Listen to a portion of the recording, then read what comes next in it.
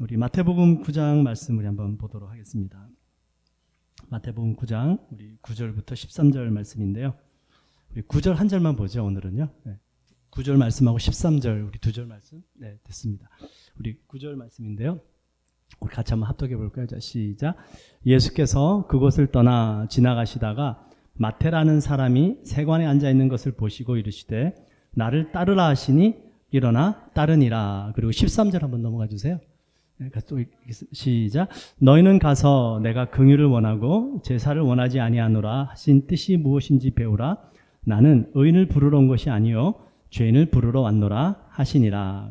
아멘.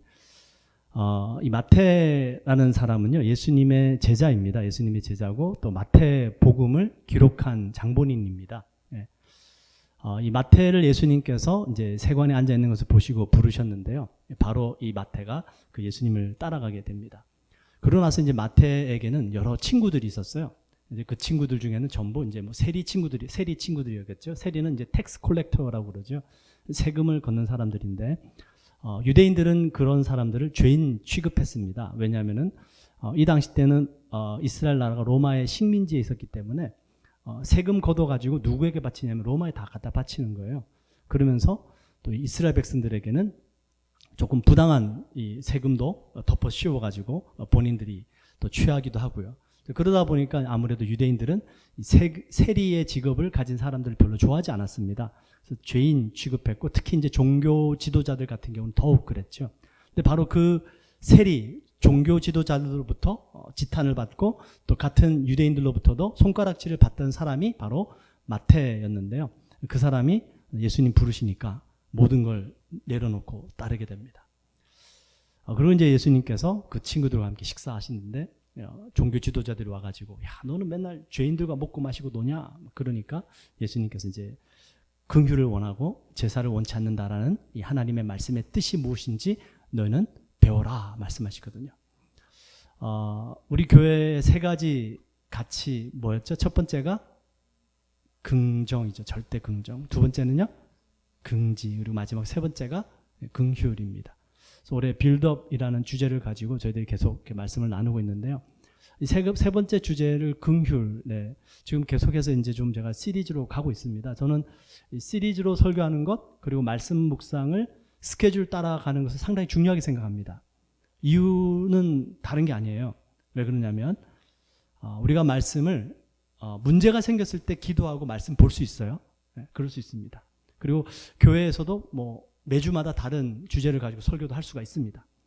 근데 제가 지금 추구하는 바는 뭐냐면 이제 시편 119편으로 알고 있는데요. 주의 말씀은 내 가는 길에 뭐예요? 빛이요. 내 가는 발에 등불이다 말씀하십니다. 말씀은 빛이고 등불이에요. 그게 뭘 의미하냐면요. 빛은 먼 곳을 비추죠. 등불은 발을 비춥니다. 가까운 곳을 비춰요. 그러다 보니까 하나님의 말씀이 뒤로 비추면 되나요? 아니죠. 앞을 비춰야 되겠죠. 그래서 앞을 비출 때는 먼 곳도 비추고 또 내 바로 발 밑에 돌뿌리가 있는지 내가 걸리지 않도록 잘 비춰야 됩니다. 말씀이 앞서가는 삶을 한번 살아보길 원하는 것이죠. 그래서 매일 아침마다 묵상하는 것이고요. 그리고 주일은 우리 그리스도인들에게 있어서 주말이 아니고 첫째 날입니다. 월요일은 두 번째 날이에요. 오해하시면 안 됩니다. 우리는 한 주 월요일부터 금요일까지 일하고 주말에 쉰다. 이 세상적인 개념이 아니고요. 주일, 일주일의 첫날을 하나님께 드리고 예배하고 말씀 받아서 그 말씀으로 살아가는 사람들인 줄 믿습니다. 네. 그래서 우리는 시작을 하나님의 말씀으로 시작하는 거예요. 말씀이 먼저 빛을 비추고 내가 그 말씀을 따라간단 말이죠. 물론 우리가 문제가 생기고 어려운 일이 찾아왔을 때 기도함으로 하나님께서 말씀도 주시고 또 응답도 주셔서 뒤에 문제를 해결할 수도 있어요. 그럴 수도 있습니다. 그런데 한번 저희들이 과연 내 인생 속에 말씀을 앞세워서 한번 살아보자는 얘기죠. 그래서 제가 왜 이 말씀을 이렇게 서두에 드리냐면 가끔 이렇게 좀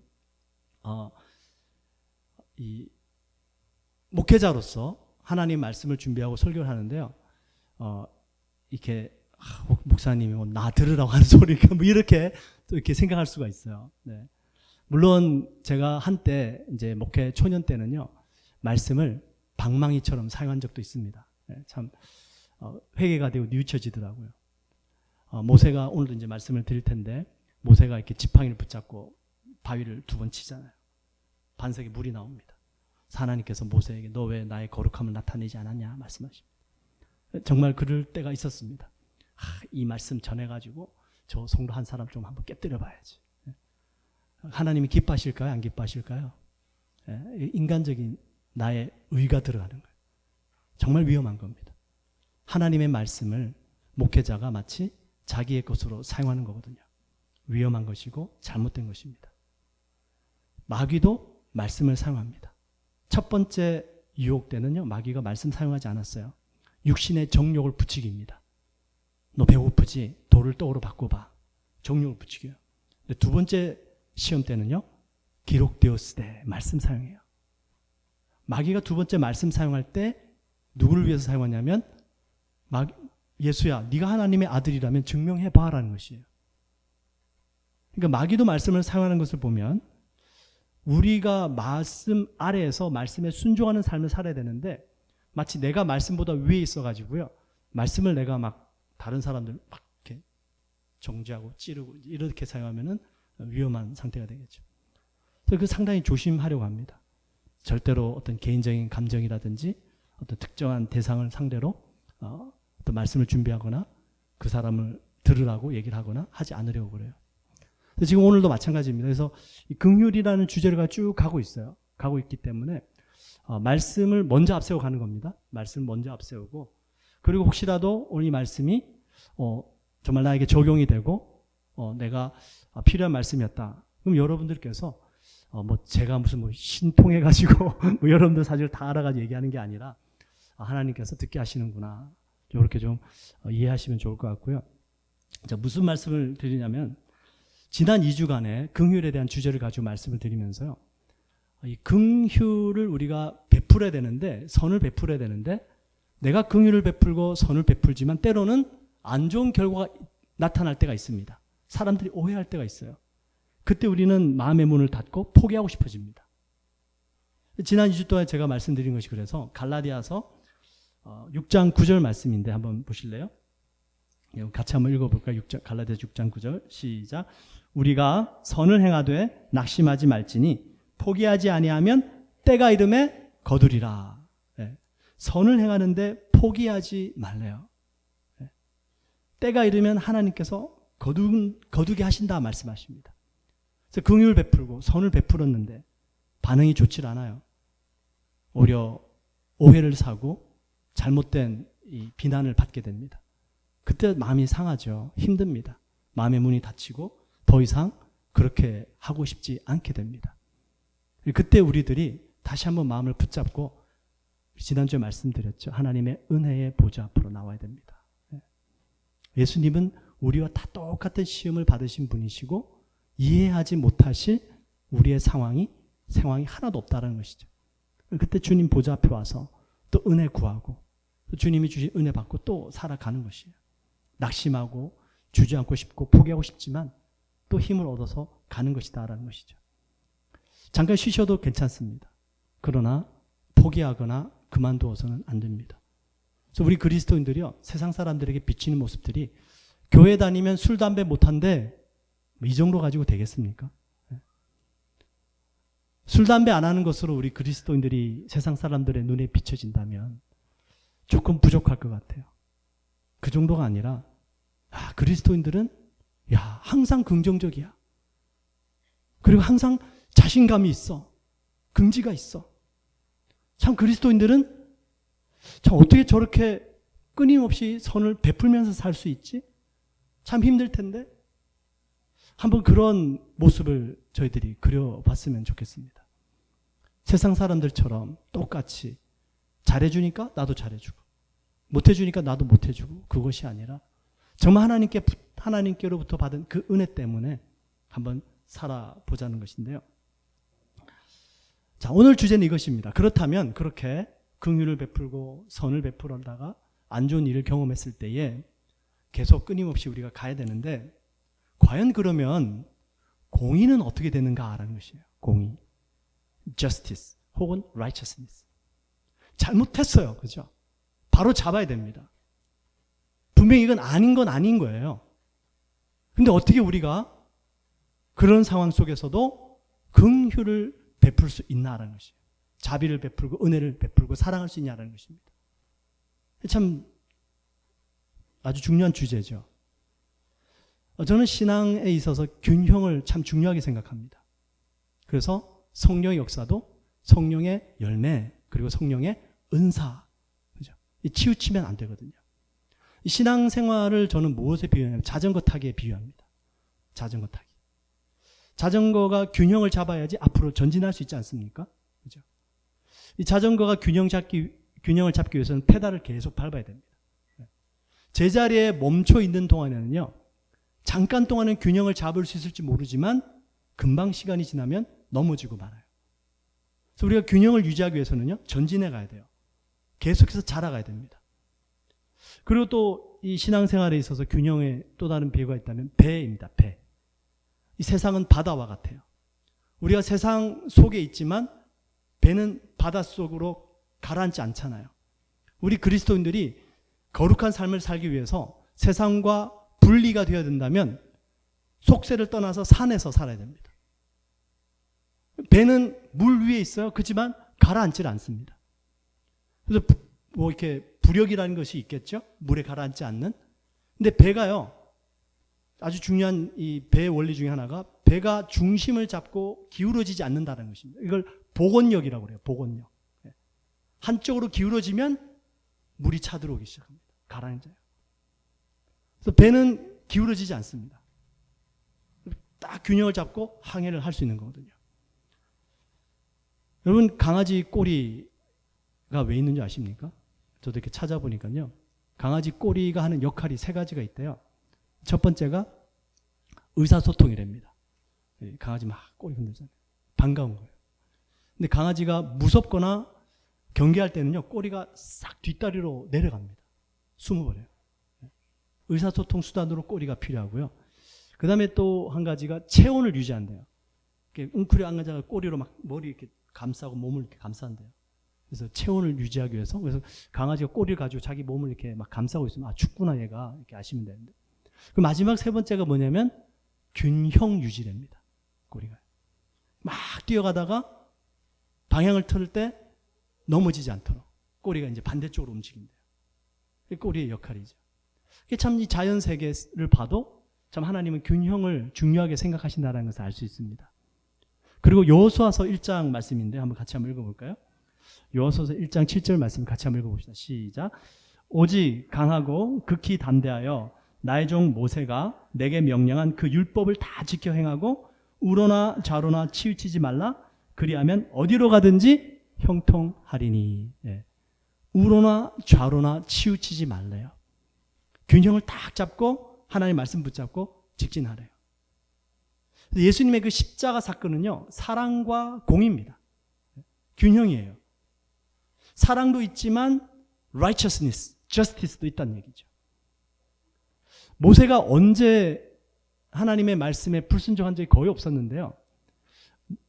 모세가 하나님의 이 신앙 균형을 잃어버렸었을 때 한 2번 정도 있지 않았을까, 제 추측입니다. 첫 번째가 언제였냐면 출애굽기 14장 15절에 나와요. 그때 이 모세가요, 이스라엘 백성들을 이제 막 출애굽할 때입니다. 그래서 하나님께서 인도해가지고 이제 홍해 바다를 건너기 위해서 홍해 바다 앞에 딱 다다랐을 때예요. 뒤에서는 애굽의 병사들이 막 쫓아오고 있습니다. 그때 이제 모세가 하나님께 기도했겠죠. 기도하고 부르짖고. 이제 출애굽기 14장 15절 말씀인데요. 이렇게 말씀하세요. 여호와께서 모세에게 이르시되 너는 어찌하여 내게 부르짖느냐? 이스라엘 자손에게 명령하여 앞으로 나아가게 하고, 이렇게 돼 있죠. 자, 이때는 무슨 때란 얘기입니까? 기도할 때입니까? 행할 때입니까? 행할 때란 얘기예요. 근데 모세는 지금 행하지 않고 기도만 하고 있었던 거예요. 하나님, 너 왜 나에게 부르짖어 지금? 지금은 기도할 때가 아니고 행해야 될 때야. 그래서 하나님, 모세가 하나님의 말씀 듣고 앞장서서 바다에 발을 딱 딛는 순간에 바다가 쫙 갈라지죠. 그 이후에 전쟁이 일어납니다. 아말렉과의 전쟁이에요.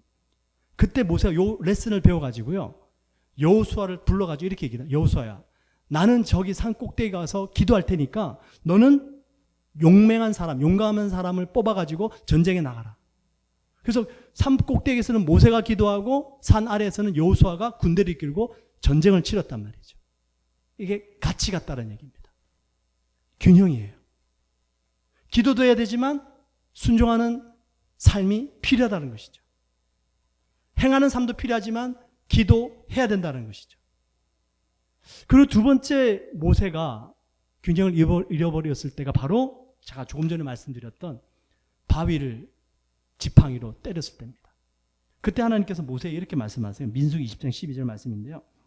여호와께서 모세와 아론에게 이르시되 너희가 나를 믿지 아니하고 이스라엘 자손의 목전에서 내 거룩함을 나타내지 아니한 고로 너희는 이 회중을 내가 그들에게 준 땅으로 인도하여 드리지 못하리라 하시니라. 이때가 언제냐면요. 가데스 바네아 사건 이후입니다. 이 가데스 바네아에서 이스라엘 백성들이 12명의 정탐꾼을 가나안 땅에 보낸 다음이었어요.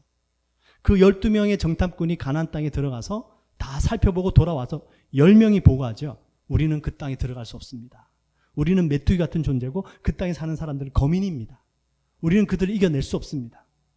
그러자 그 10명의 말을 듣고 이스라엘 백성들이 모세하고 돌로 던져 죽이려고 그래요. 그때 딱 두 사람, 여호수아와 갈렙, 믿음의 사람이었죠. 이 두 사람만 하나님을 거역하지 마세요. 하나님이 우리를 기뻐하시면 우리는 저들을 이겨낼 수 있습니다.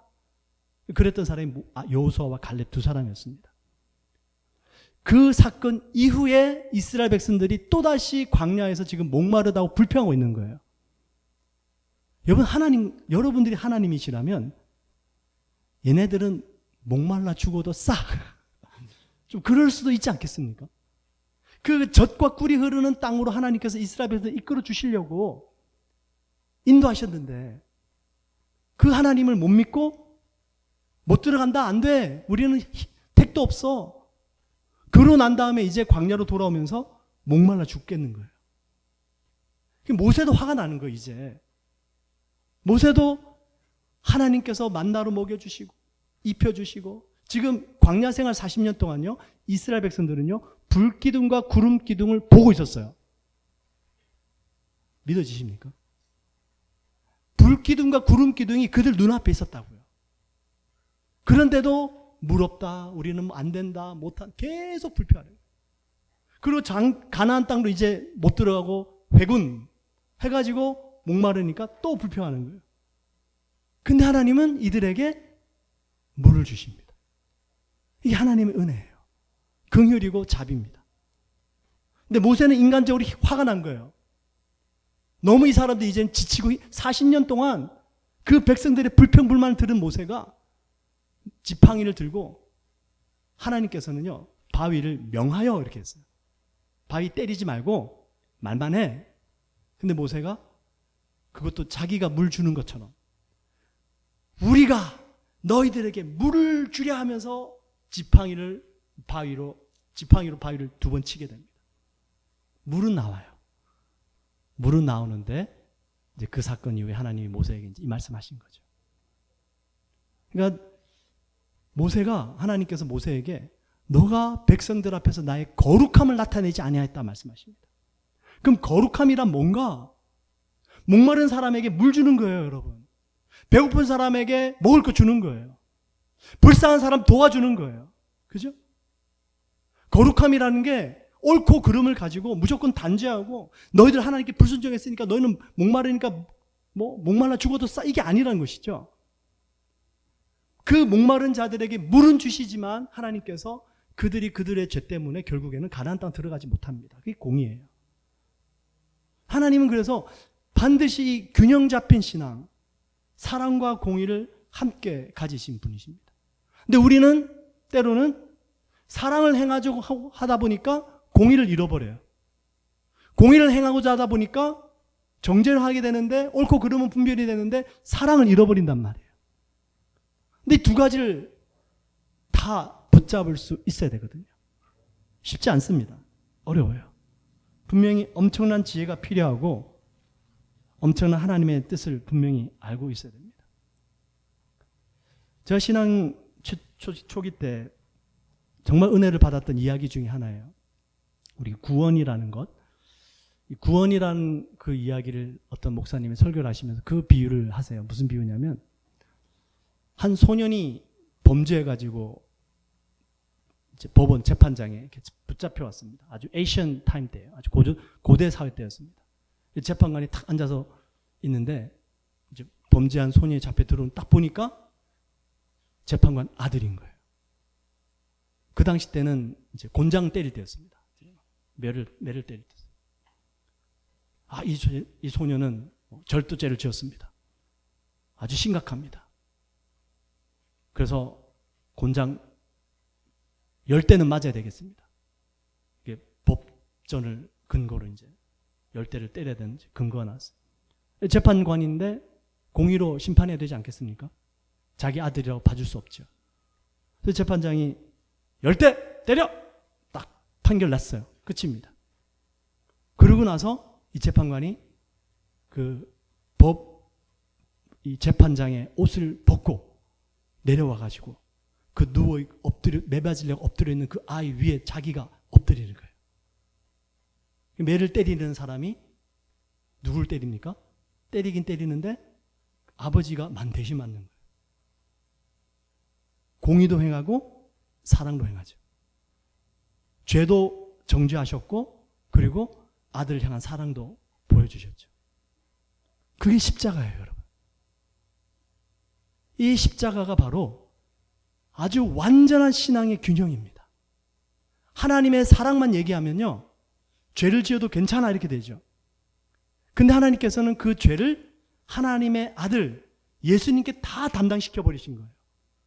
그래서 예수님이 우리의 죄를 대신 지시고 하나님의 심판과 죄의 심판을 받으셨어요. 대신에 우리들은 용서받은 거예요. 우리가 값없이 용서를 받았지만 그 값을 치르신 분은 예수님이십니다. 하나님의 공의도 이루어지시고 사랑도 베풀어 주신 것이에요. 이게 십자가 사건이에요. 절대 균형이죠.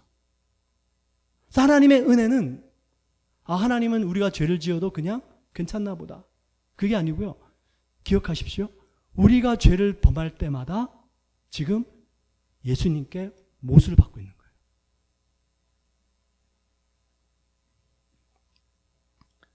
그래서 우리들이 신앙생활 하는 동안에 정말 죄를 멀리하고 나의 죄를 용서해 주신 하나님의 은혜에 감사하고 또 동시에 내가 받은 이 은혜, 죄사함, 하나님의 그 거룩하심, 하나님의 사랑과 공의 두 가지를 나도 받았고 또 나도 베풀어야 되겠구나. 어떻게 하는가 하는 것이죠. 어떻게? 우리가 이 재판관처럼 그렇게 할 수 있으면 참 좋은데요. 우리 로마서 1장 17절 말씀 한번 볼까요? 로마서 1장 17절 우리 같이 한번 합독해 보겠습니다. 시작. 복음에는 하나님의 의가 나타나서 믿음으로 믿음에 이르게 하나니 기록된 바 오직 의는 믿음으로 말미암아 살리라 함과 같으니라. 첫 번째 방법 제가 오늘 말씀을 드려요. 어떻게 우리가 사랑과 공의를 균형 있게 잘 실천하며 살 수 있는가? 복음의 본질을 잘 깨달으셔야 됩니다. 복음은 예수 그리스도시거든요. 복음은 예수 그리스도인데요. 그 예수님께서 죄인을 위해서 돌아가시고 죄인을 구원하시고자 하는 뜻을 가지신 겁니다. 그게 복음이에요. 자, 저 사람이 잘못했어요. 그 사람에게 잘못한 것을 이야기할 때에 내 목적은 그 사람에게 잘못한 것을 깨닫게 해주는 것도 있어야 되겠지만 어떻게 하면 저 사람을 구원할 수 있을까? 어떻게 하면 저 사람을 올바른 길로 인도할 수 있을까? 그걸 도와주는 역할이 우리들입니다. 그래서 이 복음의 본질은요, 구원받을 수 있는 믿음을 가질 수 있도록 하는 것이에요. 그래서 복음에는 하나님의 의가 나타났는데 믿음에서 믿음으로 이르게 합니다. 뭐가 먼저 와요? 믿음이 먼저 옵니다. 그 사람 마음속에 믿음을 먼저 심어줘서 그 믿음으로 행하게 하는 것이에요.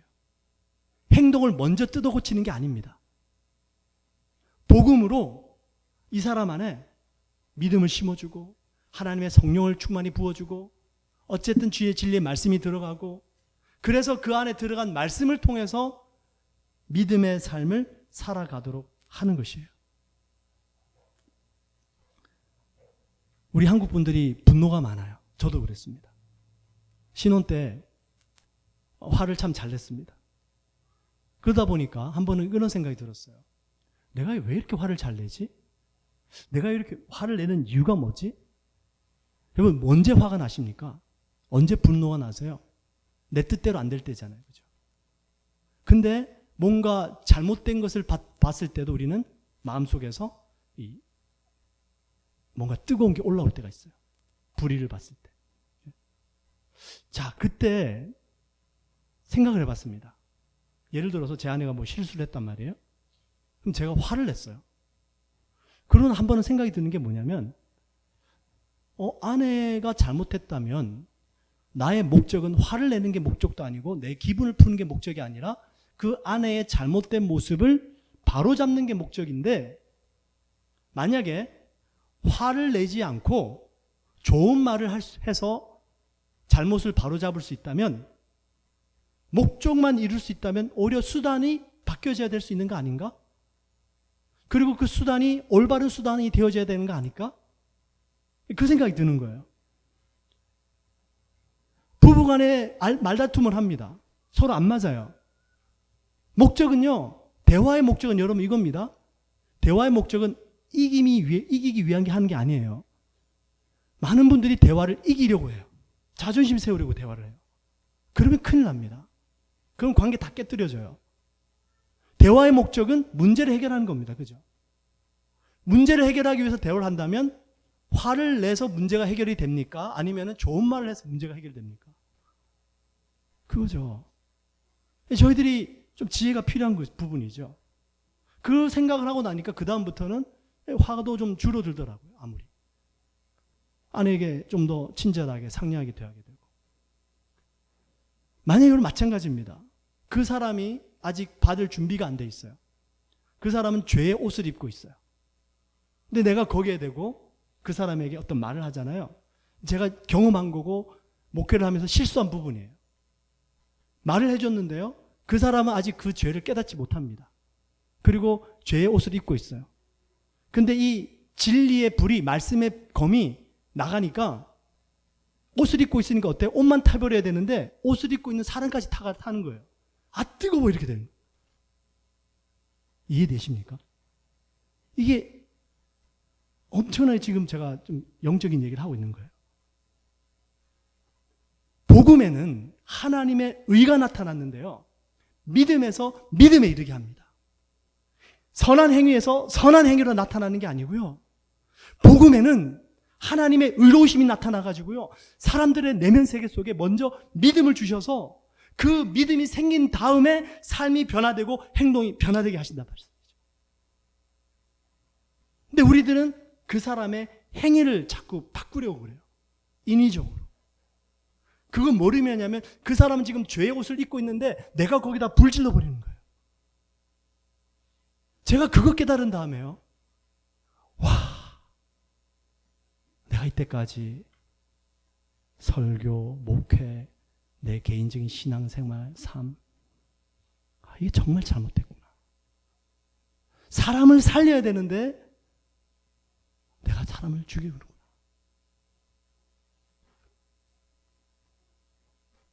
그 사람에게 믿음을 주면 무슨 일이 벌어지냐면요, 스스로 죄의 옷을 벗습니다.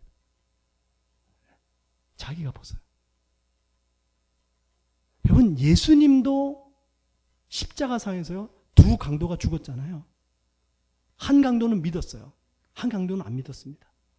예수님조차도 마지막 순간에 두 사람을 다 구원시킬 수 없었어요.